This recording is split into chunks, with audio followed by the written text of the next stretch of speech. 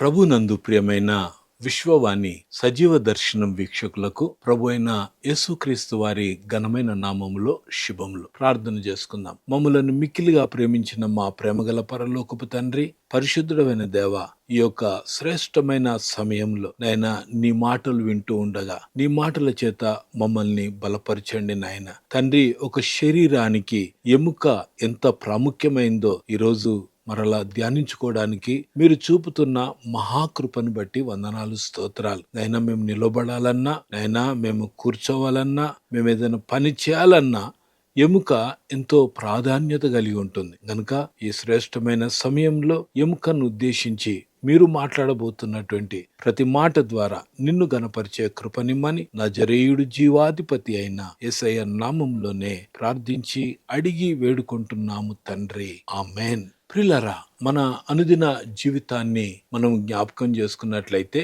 మన యొక్క శరీరం నిర్మాణంలో ఎముక ఎంతో ప్రాముఖ్యమైనటువంటిది. ఈ ఎముక ద్వారానే మనం నిలబడగలుగుతున్నాం. ఈ ఎముక ద్వారానే మనము వంగగలుగుతున్నాం. ఈ ఎముక ద్వారానే చేతులను లేవనెత్తుతున్నాం. ఈ ఎముక ద్వారానే మనం నిల్చోగలుగుతున్నాం. ఇవన్నీ దేవుడు అమర్చినటువంటి ఒక శరీరంలోని ఎముకల గురించి మనం మాట్లాడుకుంటున్నాం. అందుకే ఆది కాండంలో మనం గమనించినట్లయితే ఆ ఎముకలలో, అంటే పక్కటెముకల నుండి ఒక ఎముకను తీసి స్త్రీనిగా తయారు చేసి సాటి అయిన సహాయాన్ని దేవుడు తయారు చేసినట్లుగా కూడా మనం లేఖన భాగాల్లో చూస్తూ ఉంటాం. అంటే ఎముక ఎంతో ప్రాముఖ్యమైనది అనేటువంటి విషయాన్ని మనం జ్ఞాపకం చేసుకోవాలి. ఒకవేళ మనకు ఎముకలే కనుక లేకపోతే మనం వంగిపోతాం, పడిపోతాం, లేకుంటే నడవలేము. చాలా విషయాలు అందులో ఇమిడి ఉన్నాయి. కాబట్టి ఈ ప్రత్యేకమైనటువంటి సమయంలో ఎముక యొక్క ప్రాధాన్యతను ఈరోజు జ్ఞాపకం చేసుకుందాం. లూకా సువార్త 13వ అధ్యాయము 11వ వచనాన్ని మనం చదువుకుందాం.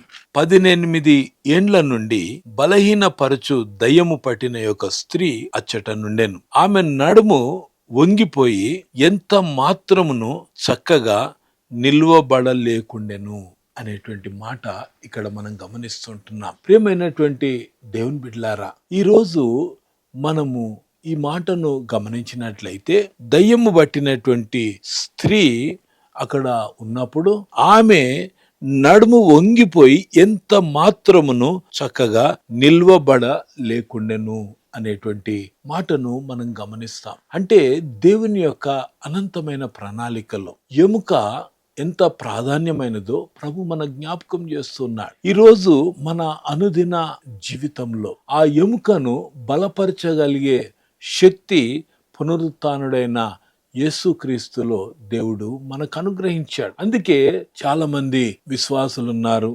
సేవకులున్నారు, దైవజనులున్నారు, తర్వాత మరి వాక్యాన్ని బోధించేటువంటి అనేక మందిని మనం చూసినట్లయితే వారు ఏది చేసినప్పటికీ వారి యొక్క ప్రసంగంలో, వారి యొక్క బోధనలో ఇవన్నిటినీ మనం గమనిస్తే కేవలము పునరుత్థానుడైన యేసుక్రీస్తును బట్టే మనం నిలబడగలుగుతున్నాం. ఈరోజు దైవజనులను, అంతేకాకుండా పరిశుద్ధ గ్రంథంలో ఉన్నటువంటి అనేక మందిని మనం గమనించినట్లయితే ఒక ఏలియానే కావచ్చు, దానియేలు కావచ్చు, షడ్రక్, మేషక్, అబేద్నెగోలు కావచ్చు, దావీదు, వీళ్ళందరూ కూడా పాత నిబంధన గ్రంథంలో బలమైనటువంటి సాధనాలుగా ఉపయోగపడినటువంటి వారు, వెన్నెముకతో సమానంగా ఉన్నటువంటి వారు, అంటే బలంగా నిలవబడినటువంటి వారు. ఏ పరిస్థితి వచ్చినా, ఎలాంటి శక్తి సామర్థ్యాలతో ఎవరు వచ్చినప్పటికీ బలంగా నిలబడినటువంటి స్థితిని మనం చూస్తూ ఉంటాం. ఏ సాతాను శక్తి కూడా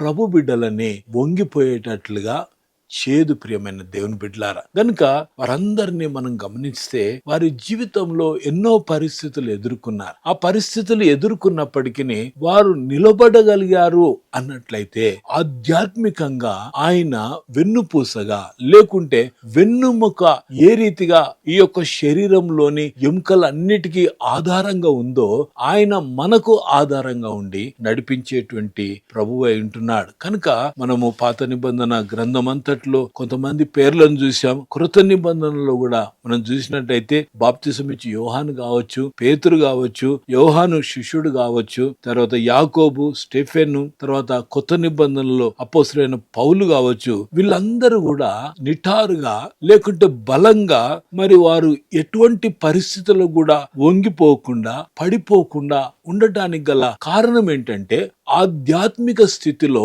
వారు బలంగా ఉన్నారు అనేటువంటి విషయాన్ని మనం జ్ఞాపకం చేసుకోవాలి. అవును ప్రియమైన దేవుని బిడ్డలారా, ఈ రోజు మనం బలంగా ఉండాలి అంటే మన పైన సాతాను యొక్క శక్తి ప్రభావాలు పని చేయకూడదు అన్నట్లయితే, మనం ఆధ్యాత్మికంగా మనం బలమైనటువంటి వ్యక్తులంగా ఉండాలి అన్నట్లయితే దేవుని పైన మనం ఆధారపడవలసినటువంటి వారంగా ఉంటున్నాం. అలా ఉన్నప్పుడు ఏ చీకటి శక్తి లేకుంటే ఏ సాతాను శక్తి కూడా మనల్ని ఏమీ చేయలేదు. గనుక రోమా ప్రభుత్వ అధికారంలో ఉన్నప్పుడు హేరోదు యొక్క పవర్, హేరోదు యొక్క శక్తి లేకుంటే సామర్థ్యాలు ఏవి కూడా ఆధ్యాత్మికంగా నిలబడినటువంటి వారిని లేకుంటే సువార్త చేత వాక్యం ప్రకటించేటువంటి వారి జీవితంలో ఎక్కడ కూడా వారు వంగిపోకుండా వారు ధైర్యంగా వారు ఉండగలుగుతున్నారు. ఈరోజు ఎముక బలంగా ఉంటే మన జీవితంలో కదల్చబడం, నలుగుపోయే పరిస్థితులు మనం ఉండం. ఎముక బలంగా ఉంటే మనము కదిలింపబడే వారంగా ఉండము అనేటువంటి విషయాన్ని మనం జ్ఞాపకం చేసుకోవాలి. అనేక సందర్భాల్లో ప్రభు బలహీనులను, ఆ బలహీన స్థితిలో ఉన్న వారిపైన తన చేతులుంచినప్పుడు ఆ వంగిపోయిన స్థితిలో ఉన్నటువంటి ఆ స్త్రీని మరి విడుదల కలిగించడానికి ఆయన చేతులుంచినప్పుడు ఆ స్త్రీ లేచి చక్కగా నిటారుగా నిల్చున్నట్లుగా కూడా మనం చూస్తూ ఉంటాం. అవును ప్రియమైన దేవుని బిడ్డలారా, మన జీవితంలో శక్తి పొందుకోవాలి అంటే దేవుని హస్తం పైన మనం ఆధారపడే వారంగా ఉండాలి. దేవుడు మనల్ని నిలబెట్టేవారుగా ఉండాలి. ఒకవేళ ఆత్మీయ స్థితిలో మనం బలహీనంగా ఉంటే, మన వెన్నెముక బలంగా లేకపోతే గనుక, క్రీస్తు యొక్క పునరుత్థాన శక్తిని బట్టి మనం నిలబడలేకపోతే గనుక, మనము నడిచే నడక కానివ్వండి, మనం చేసే పరిచర్య కానివ్వండి, గమనించినట్లయితే ఆయన సహాయం లేకుండా మనం నిలబడలేము అనేటువంటి విషయాన్ని మనం జ్ఞాపకం చేసుకోవాలి. అవును ప్రియమైన దేవుని బిడ్డలారా, ఆధ్యాత్మికంగా ఆ బలాన్ని ఏ విధంగా పొందుకోగలమంటే ఆధ్యాత్మికమైన వెన్నుపూసను మనం కలిగి ఉండాలి. లేకుంటే మనం నిలబడగలగటానికి శక్తి సామర్థ్యాలను మనం కలిగి ఉండే వారంగా ఉంటాం. కనుక ఆయన సహాయం లేకుండా మనం ఏమీ చేయలేము. అందుకే యెషయా గ్రంథంలో ఆయన ఇస్తున్నటువంటి వాగ్దానం ఏంటంటే, నీ ఎముకలను బలపరచును అంటున్నాడు. ఆయన బలపరిచేవాడుగా ఉంటున్నాడు. ఈరోజు ఒకవేళ ఎముకలో చిన్న ఎయిర్లైన్ ఫ్రాక్చర్ ఉంటే కూడా మనం నడిచేటువంటి నడకలో మార్పు వచ్చేస్తుంది. ప్రియమైన దేవుని బిడ్డలారా, మన అనుదిన జీవితంలో ఆధ్యాత్మికంగా మనం బలమైన సాధనాలుగా ఉండాలి అన్నట్లయితే మనం చాలా విషయాలు, మనము దైవజనులు ఎంతో మంది మిషనరీస్ యొక్క జీవితాలను బట్టి మనం వారి నిలకడగా ఉన్న కారణాన్ని మనం చూస్తూ ఉంటాం. మార్టిన్ లూథర్ జర్మనీకి సంబంధించినటువంటి వ్యక్తి, లేకుంటే జాన్ కాల్విన్ స్విట్జర్లాండ్ కు సంబంధించినటువంటి వ్యక్తి, జాన్ నాక్స్ స్కాట్లాండ్ కు సంబంధించినటువంటి వ్యక్తి, జాన్ వెస్లీ ఇంగ్లాండ్ కు సంబంధించినటువంటి వ్యక్తి, వీరందరూ కూడా ఆధ్యాత్మికంగా బలమైనటువంటి స్థితిలో ఉన్నటువంటి వారు. దేవుని కొరకు నిలబడినటువంటి పరిస్థితిని మనం చూస్తూ ఉంటాం ప్రియమైన దేవుని బిడ్డలారా. అందుకే ఎటువంటి సాతాను శక్తులు కూడా వారిని వంగేటట్లుగా చేయలేదు. ప్రియమైన దేవుని బిడ్డలారా, ఈరోజు ప్రభు బిడ్డలంగా ఆధ్యాత్మికంగా ప్రభువులో మనం ఎదిగినట్లయితే, ప్రభువులో ఉన్నట్లయితే మనల్ని ఎవరు కదిలించలేరు. మనం చేసేటువంటి పరిచర్య కానివ్వండి, లేకుంటే రాజీ పడేటువంటి పరిచర్య గాని, లేకుంటే మార్పు చెందేటువంటి ఈ పరిచర్యలో పాలిభాగస్తులమైనటువంటి మన జీవితాన్ని అడ్డగించేది ఏది ఉండదు అనేటువంటి సత్యాన్ని మనం జ్ఞాపకం చేసుకోవాలి. చాలా సార్లు మనం ఏమనుకుంటామంటే, ప్రభువా నీవే బలపరచకపోతే నేను ముందుకు సాగలేను. అది వాస్తవం. ఆయన మనకు బలము దయచేయాలి. ఆయనే మన ఆధ్యాత్మిక స్థితిని బలపరిచేవాడుగా, మనల్ని ఒక చైతన్యవంతులుగా చేస్తూ అనేకులను చైతన్యవంతులుగా తయారు చేయడానికి నిన్ను నన్ను బలపరిచి ఆయన వాడుకుంటున్నాడు. అందుకే అంటున్నాడు, నీ ఎముకలను బలపరచుదును అంటున్నాడు. కొరింథీయులకు రాసిన మొదటి పత్రిక 15వ అధ్యాయము 58వ వచనాన్ని మనం చూస్తే, కాగా నా ప్రియ సహోదరులారా, మీ ప్రయాసము ప్రభువునందు వ్యర్థము కాదని ఎరిగి స్థిరులను కదలని వారును ప్రభు కార్యాభివృద్ధి యందు ఎప్పటికీ ఆసక్తులునై యుండుడి అనేటువంటి మాట మనతో మాట్లాడుతున్నాడు. అవును ప్రియమైన దేవుని బిడ్డలారా, ప్రభు కొరకు మనం ఏ పనైతే మనం చేపడుతున్నాం, ఏ పనైతే మనం చేస్తామో ఆ పనిలో లేవనెత్తేవాడు ఆయనే. ఆయన కొరకు మనం పని చేస్తున్నప్పుడు అయ్యో నేను చేసిన పని వ్యర్థమైందే అని అనుకోవటానికి వీలు లేదు. ఎందుకు అనంటే ఆయన వ్యర్థము కాదు అని చెప్తూ ఉన్నాడు. ఆయన కొరకు మనం ఏదైతే చేస్తామో వ్యర్థము కాదు. అంతేకాదు స్థిరులను కదలని వారును ప్రభు కార్యాభివృద్ధి అందు ఎప్పటికి ఆసక్తులయుండు అని అంటున్నాడు. ఎప్పుడైతే మనం బలంగా ఉంటామో, ఎప్పుడైతే ప్రభువులో మనము నిలబడతామో, ప్రియమైన దేవుని బిడ్డలారా, మనం బలహీనులం కాము అనేటువంటి సత్యాన్ని మనం గమనించాలి. అందుకే ఇంతమంది దైవజనులు పాత నిబంధనలో కానివ్వండి, క్రొత్త నిబంధనలో కానివ్వండి, ఈ రోజు ఉన్నటువంటి విశ్వాసులైనటువంటి వారు కానివ్వండి, విశ్వాసంలో బలంగా ఉండటానికి గల ఒకే ఒక్క కారణం ఏంటంటే పునరుత్థానుడైన యేసుక్రీస్తు వారి యొక్క శక్తి ద్వారానే మనం నిలబడగలుగుతున్నాం. ప్రియమైన దేవుని బిడ్డలారా, పేతురు రాసిన మొదటి పత్రిక 5వ అధ్యాయము 10వ వచనాన్ని మనము గమనించినట్లయితే, తన నిత్య మహిమకు క్రీస్తునందు మిమ్మును పిలిచిన సర్వకృపానిధియగు దేవుడు కొంచెము కాలము మీరు శ్రమపడిన పిమ్మట తానే మిమ్మును పూర్ణులనుగా చేసి స్థిరపరిచి బలపరుచును అంటున్నాడు. ప్రియమైన దేవుని బిడ్డ, ఈరోజు మనం ఏ విధంగా బలం పొందుకుంటాం,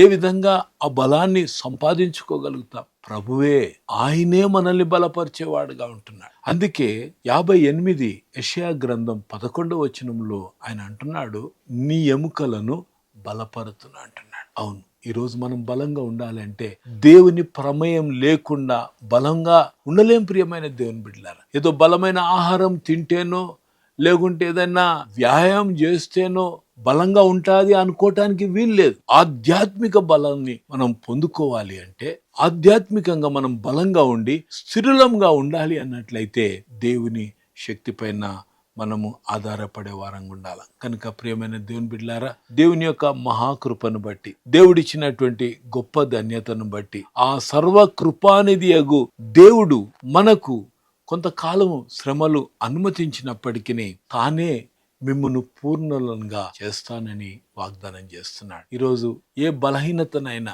నిన్ను ఏలుబడి చేస్తుందా? ఏ పరిస్థితి అయినా కృంగదీస్తుందా? ఆ కృంగుదలలో మనం చేయవలసింది ఏమిటనంటే, మనం పూర్ణులం అవటానికి, మనం దేవుని కొరకు నిలబడటానికి మనం ఆయన పైన ఆధారపడేటువంటి వారంగా ఉండాలా. ప్రియమైన దేవుని బిడ్డలారా, దేవుని యొక్క వాక్యం మనల్ని బలపడేటట్లుగా చేస్తుంది. తరువాత క్షామకాలమున ఆయన మనల్ని తృప్తిపరిచేవాడుగా ఉంటున్నాడు. అంతేకాదు మన ఎముకలను బలపరిచేవాడు ఆయనే. గనుక మనల్ని బలపరిచే ప్రభు వైపు చూద్దామా? ఎప్పుడైతే పరిస్థితులు మనల్ని కృంగదీస్తాయో మనం బలహీన పడిపోతుంటాం. కానీ అందుకే పౌలు అంటాడు, నన్ను బలపరచు అని అందే నేను సమస్తము చేయగలను అంటాడు ఫిలిప్పీలకు రాస్తూ. అవును ప్రియ దేవుని బిడ్డ, ఈరోజు మనల్ని బలపరిచే దేవుడు ఉండంగా ఏ పరిస్థితిని బట్టి నువ్వు కృంగిపోతున్నావు, ఏ పరిస్థితి నిన్ను వంగిపోయేటట్టు చేస్తుందో, ఏ పరిస్థితిని బట్టి తల వంచే పరిస్థితులు వస్తున్నాయో, ఆ పరిస్థితి పైన విజయం సాధించాలి అంటే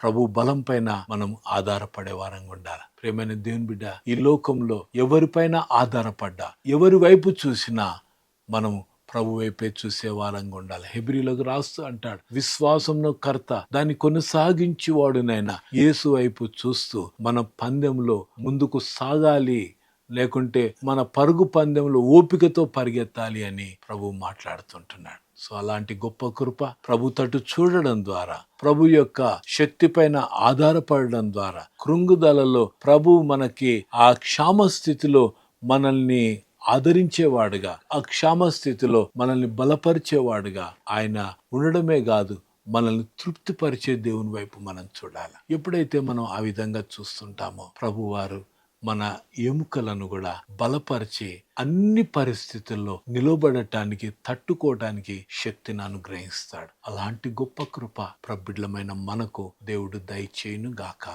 ఆమేన్. ప్రార్థన చేసుకుందాం. మమ్మలను మిక్కిలిగా ప్రేమించిన మా ప్రేమగల పరలోకపు తండ్రి, నాయనా మమ్మల్ని బలపరిచే దేవుడు నీవు నాయనా. తండ్రి, మా మాటల చేత, మా క్రియల చేత మేము ఏమి చేయలేము, కానీ నీ మాటల చేత, నీ శక్తిపై ఆధారపడినప్పుడు ప్రభువా మమ్మల్ని స్థిరపరిచేవాడవుగా ఉంటున్నావు, మమ్మల్ని నిలబెట్టేవాడవుగా ఉంటున్నావు. ఎలాంటి పరిస్థితి మమ్మల్ని ఎదుర్కొంటున్నప్పటికీ, ఎలాంటి పరిస్థితి మమ్మల్ని కృంగజేయటానికి ప్రయత్నిస్తున్నప్పటికీ నువ్వు మమ్మల్ని విడిచిపెట్టే దేవుడవు కాదయ్యా. మమ్మల్ని బలపరిచిన దేవుడవు నాయన, మా ఎముకలకు సత్తువనిచ్చే దేవుడవు నాయన, నీకే స్తోత్రం చెల్లించుకుంటున్నాం. ఎవరెవరు ఏ పరిస్థితుల్లో ఉన్నారు, ఏ పరిస్థితి బిడ్డలను కృంగదీస్తుందో నాయన, ఆ పరిస్థితులన్నిటిలో నాయన పాత నిబంధన భక్తులే కానివ్వండి, క్రొత్త నిబంధనల భక్తులే కానివ్వండి, మిషనరీస్ కానివ్వండి, ఒక విశ్వాసి కానివ్వండి, వారి వారి జీవితాల ద్వారా ఒక్కొక్కరిని మీరు బలపరిచి నీ కొరకు బలమైన సాధనాలుగా నిలవబెట్టుకొని నీ నామాన్నే మహిమపరచుకోమని, నీపై